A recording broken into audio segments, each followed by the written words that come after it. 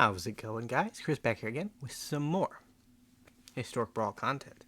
Today we're checking out a new deck from not Brothers War. Phyrexia Obi-Wan. My god. I'm losing my mind. So this one's based off an old historic deck I used to run a lot, and that is God-Pharaoh's Gift. Now, red-white God-Pharaoh's Gift is kind of a meme. Like, the ideal of the deck back in the day was that you could run four Dragon Mages and four Ox of Agonas, and you could basically just rummage your deck into oblivion. Actually, back then the deck wasn't even red-white. It had blue in it too, because one of the problems with the deck that when I initially brewed it was that it killed itself too often. So I put in a Thassa's Oracle so that the God-Pharaoh's Gift could reanimate the Oracle if we looked like we were gonna die during combat, which happened more often than I would like to admit. Now, Nahiri is kind of similar to God-Pharaoh's Gift. That's why I brought her in, because she lets you get a one-shot reanimate, right? Off a creature, as long as the creature has a mana value lower than her loyalty, which she has 5 loyalty if you pay full price, and she can only plus, so it's not that difficult of a restriction. Like, she could enter the battlefield and reanimate a Terror of the Peaks immediately for 4 mana. That's okay, but she's not as good as God-Pharaoh's Gift or anything. Her Rummage ability, discard a card, then draw a card, is actually pretty perfect for this deck, because we want to throw God-Pharaoh's Gifts and Portal to Phyrexia in the bin, and then just repair, recharge, or refurbish it onto the battlefield, right?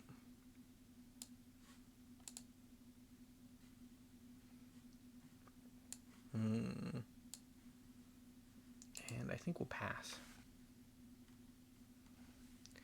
So we have swords up for when Lisa comes down. Our opponent has an interesting land selection. But I'll just say, I started playing Magic in Innistrad, right? The original Innistrad set. And one of the first Magic products I bought was a retread deck from a long time ago.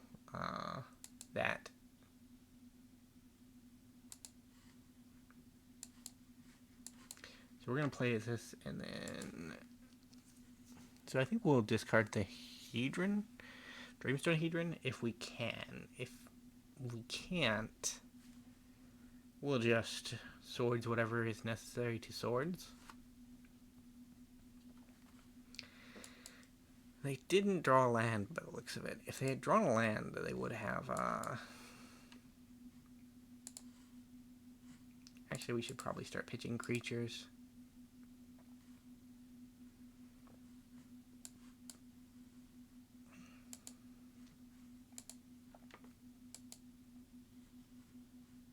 Actually, we can cast the Hedron right now, and that'll get us closer to Kozilek mana. Cancel.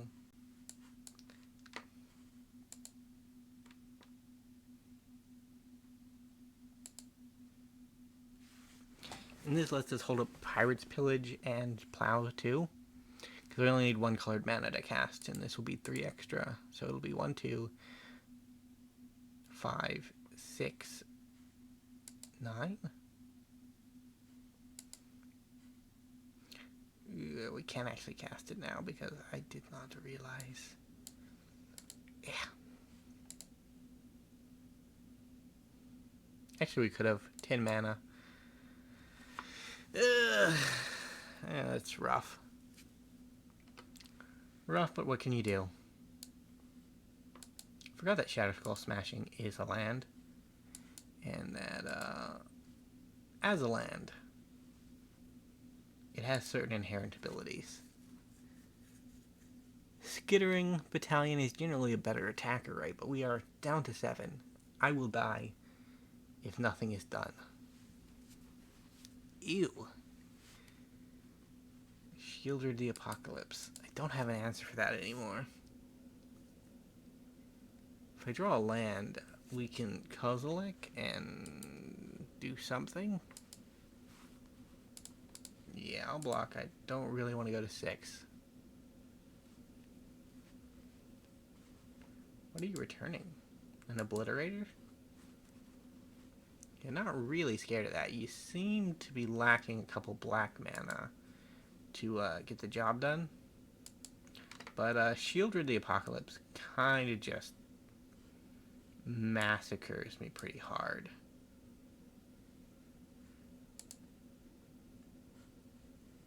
We'll discard the Archive because,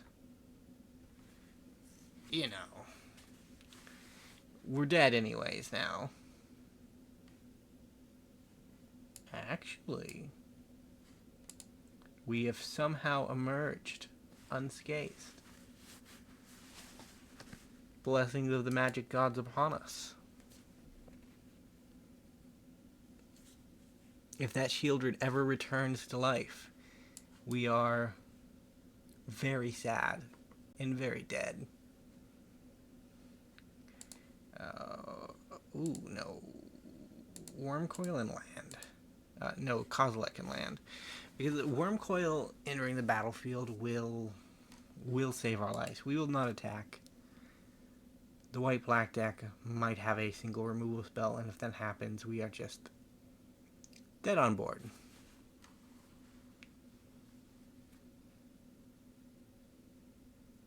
Yeah. We still might just be dead on board, unfortunately. We can recover it, though. Repair and recharge. Like, getting rid of the Shieldred did cost us a bit of life. Lick.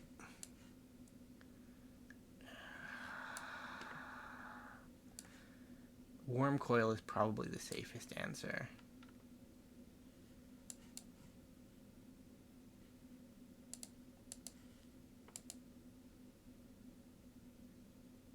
Well, there's a portal. We can cast it next turn, too.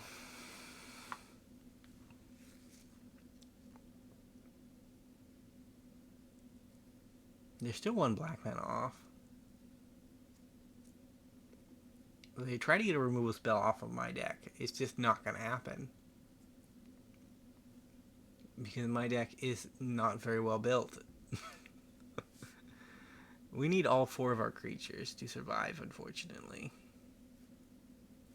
2 lands and a Heartwarming Redemption. Congratulations, opponent. You may be a master bouncer, but today was special.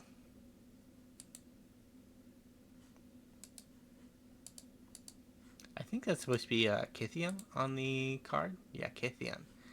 Who is Gideon, but he never corrected anybody about them misspelling his name, so... Sacrifice 3 creatures, opponent. And I will gain 6 life. And move out of very scary territory where you make me feel as though I will not be alive much longer. Actually, I think I want the 12/12 in my graveyard. Because that feels pretty much like the best use of my time. Let's prevent some jump blocking.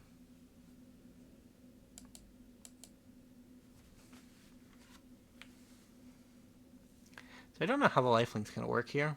We might gain 12 life. Yeah, we did gain 12 life. And that's very cool. Thank you, opponent. You taught me something new.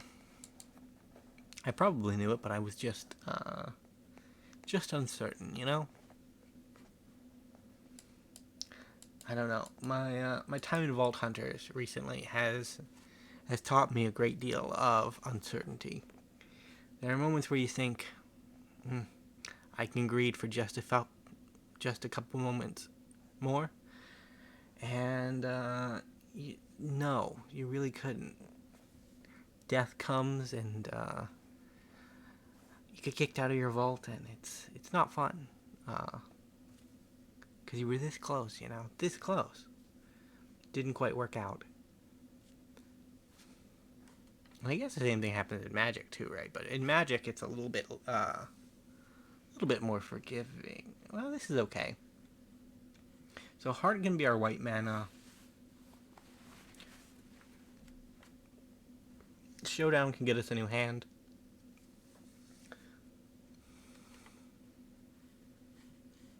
That's basically the ideal of this deck. You get cards like this that say discard your hand, draw that many cards. You cycle through them until you end up in a scenario where one of your reanimation targets is in the bin, and one of your reanimation spells is in hand. Just loot your problems away. That's the plan. And Nahiri, she's vaguely lootable in that regard, right? Vaguely. Mr. Bird. Don't want to see you right now. I know you're actually kind of decent, if I'm being honest. He is kind of decent. White. And this hand is very loot-awayable. At the moment. I hope we don't draw into anything we need. The reason why this deck is, I think, more viable these days than it used to be is because we just have so much additional redundancy that we didn't have back in the day. Like next turn we can pull off the same thing basically. We won't get the damage, but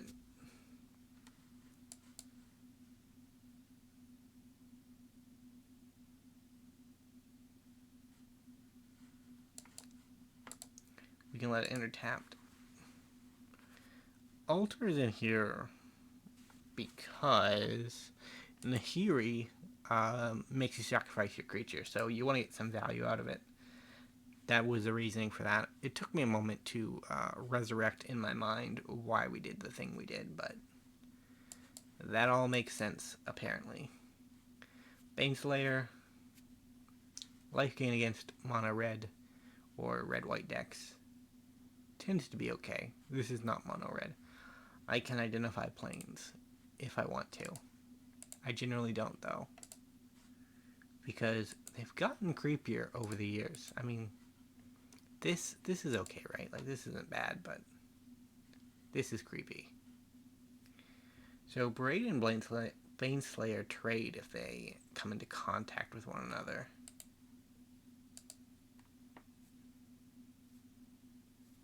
Which is unfortunate.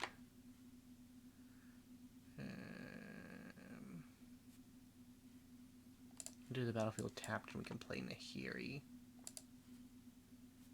And we can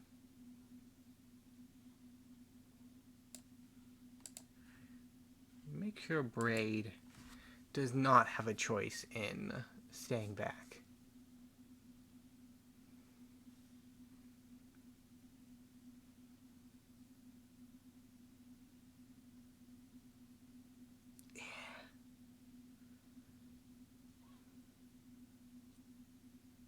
We're going to gain life here, but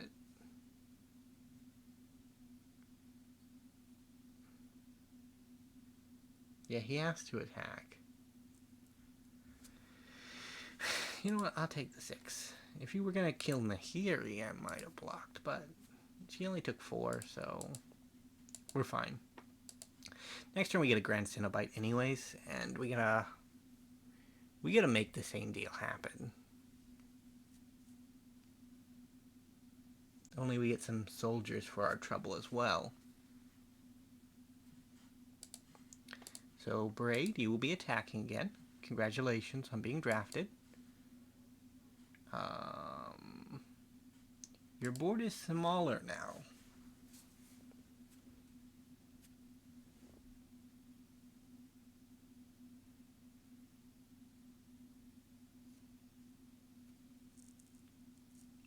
Ouch. Ouch. Those were some wild decisions. Orzhov, though. I can see where it comes from now. Creatures are a resource. I'm sorry I disregarded your name, opponent. I have First Strike, so not too worried about all of that. Elishnorn being Elishnorn. Let's get the Dragon Mage down. And I guess we'll just loot. The altar can go because we're not going to need it. And I think we can start narrowing down the life totals. Because somehow our two red-white decks have ended up in very high specs. Yeah, our opponent has conceded out of the game. Well, I think that was our game 2, wasn't it? Because we were at 16 minutes, and I do not see how that could have been a game 1. Did we lose game 1? I feel like we must have lost game 1.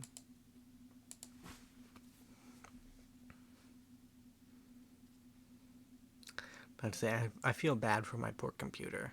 Because generally I give it a pretty light load. And it's a decent piece of hardware, right? But like, it has been vault hunting from morning till dusk.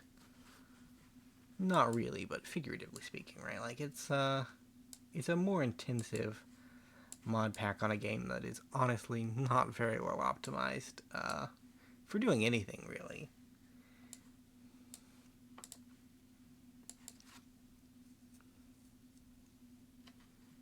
Yeah, this one's colorless, and you can't make colorless, so we'll never cast a Kozilek with our Key to the Archive, which means it's strictly worse than Hedron Archive, right? That's the line of argument I'm going with.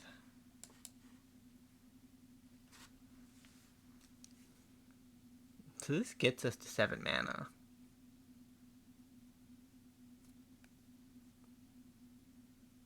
Rude. I was hoping to get to 7 mana with that.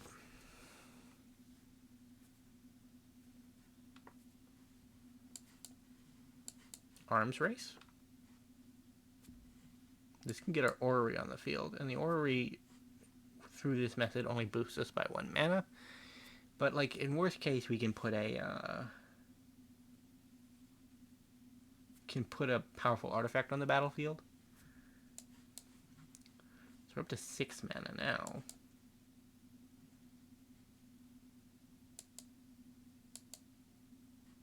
Yeah, we'll play full price. No reason not to, really.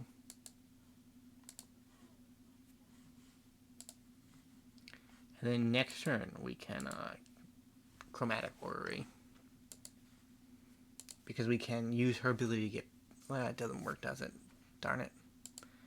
I was hoping it would work, but it does not work, unfortunately. So the idea was that we could Nahiri back Key to the Archive, and then use the Key to the Archive mana to cast the Orrery, but this has a hard enter the battlefield tapped attachment to it that is non-negotiable. You know, I really do appreciate how, like, honest our opponents are in that it attacks a player. Oh, so they actually just can't attack Nahiri. Well, that's good to know.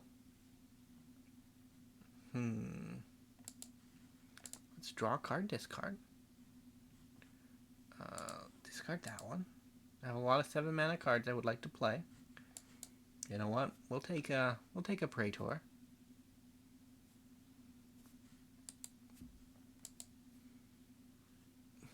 Well, this also helps them stay off Elishnorn because they have to cast what they draw. Ah, never mind.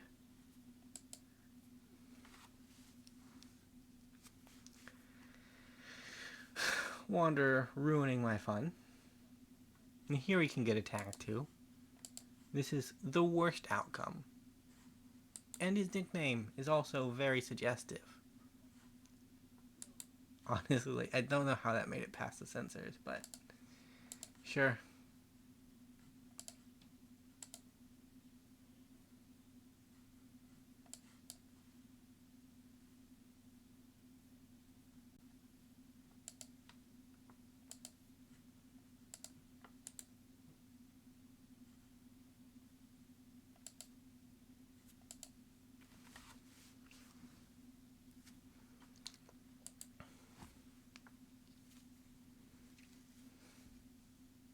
We actually could have flashed in our Dragon Engine as a surprise blocker, couldn't we? With Arms Race, I did not realize that there wasn't a your turn only restriction on it. That's kind of neat.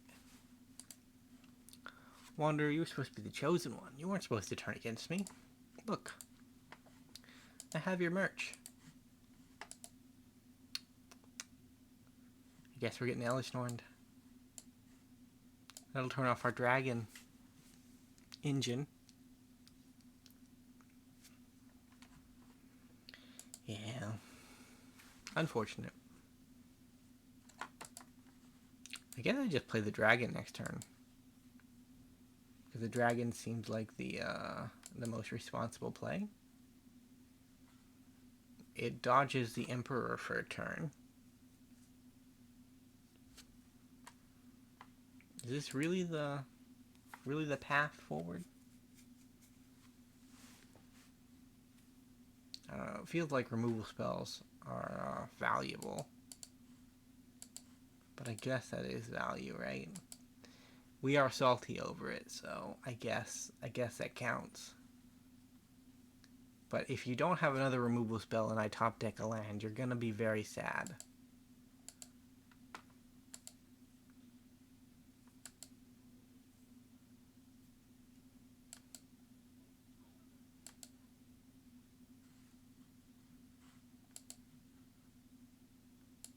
Actually, you're just gonna be very sad anyways.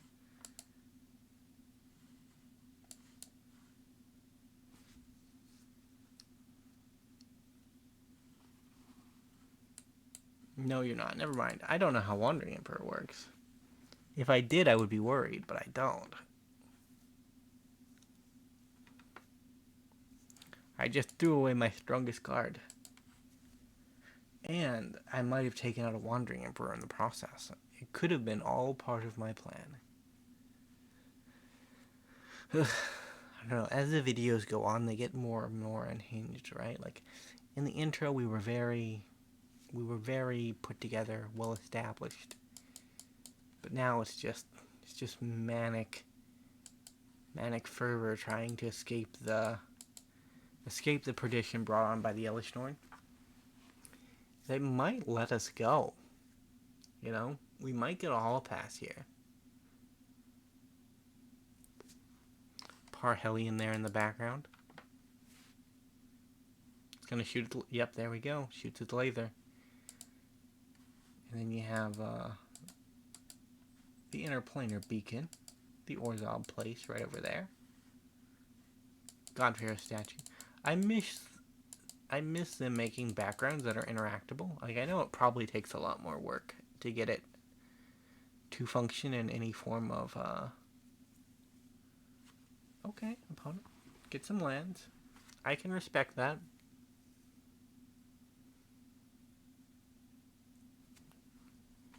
Whenever I see Elishnorn played, there is always a Rumor Gatherer with her. And the reason is because with Elishnorn on the battlefield, she's just draw a card, right, whenever you play a creature. But it only works once per turn, and it's not that great of a card. Mono white, I feel like you could do better, but nobody ever shows it to me. Do it, opponent. Do it. I know you're too much of a... Oh, well... What happens next? What happens next is on you. Not me. On you.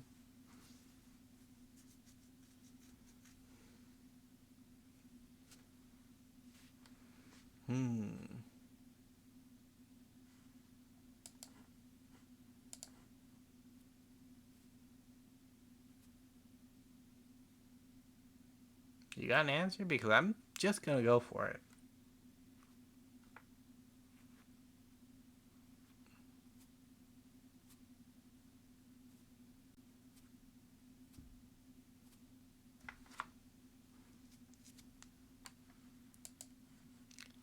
Actually, let's just kill the Wanderer. Let's solve the problem.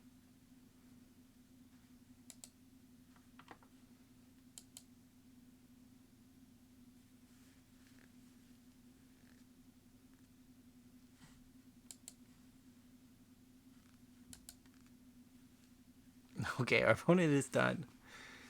They did not do the math, and it was sad times. I would feel bad, but their nickname makes it seem like this might be a consistent problem. Either way, thank you guys so much for watching. If you did enjoy, remember to leave a like, subscribe to the channel, and I will see you in the next episode. Bye for now.